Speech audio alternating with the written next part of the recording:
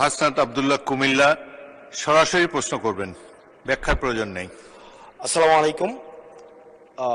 যেহেতু শিক্ষা নিয়ে কথা হচ্ছে, আমাদের বর্তমানে মাননীয় স্পিকার, আমরা যদি বর্তমান শিক্ষা ব্যবস্থা দেখি, আমাদের এন্ট্রান্স ইনস্টিটিউশনগুলোতে বিশেষ করে প্রাথমিক শিক্ষায় আমরা দেখছি যে ভর্তি প্রক্রিয়াতে আমাদের এখন দুইটা পদ্ধতি প্রচলিত ছিল। এডমিশন বাই মেরিট আগে প্রচলিত ছিল, এখন সেটা কনভার্ট হয়েছে এডমিশন বাই লটারির মাধ্যমে হচ্ছে এখানে বাচ্চাদেরকে ভর্তি করা হয়।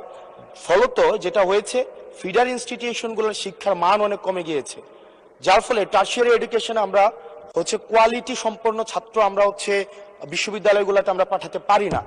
এখন মাননীয় মন্ত্রী মহোদয়ের কাছে আমার প্রশ্ন থাকবে, এই যে প্রাইমারি স্কুলে বাচ্চাদেরকে ভর্তি করানোর ক্ষেত্রে আমরা কি ভর্তি প্রক্রিয়াটা আমরা পরিবর্তন করব কিনা, নাকি এই যে এডমিশন বাই লটারির মাধ্যমে আমরা নিব এবং মেরিটকে আমরা হচ্ছে সবসময় হচ্ছে দমায় রাখবো, নাম্বার ওয়ান।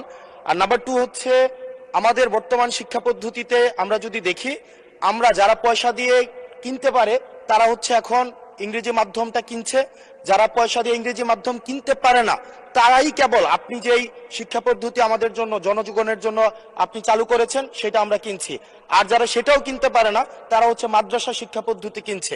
আপনার কাছে প্রশ্ন যে আমাদের বর্তমানে একটা দেশে এই তিনটা শিক্ষা পদ্ধতি যেটা অর্থনৈতিক অবস্থার উপরে নির্ভর করে চলে, এই তিনটা শিক্ষা পদ্ধতি জিয়ে রেখে আপনার কি মনে হয় যে আপনি একটা ইনক্লুসিভ শিক্ষা পদ্ধতি নিয়ে আমাদের দেশটাকে আগায় নিতে পারবেন? ধন্যবাদ।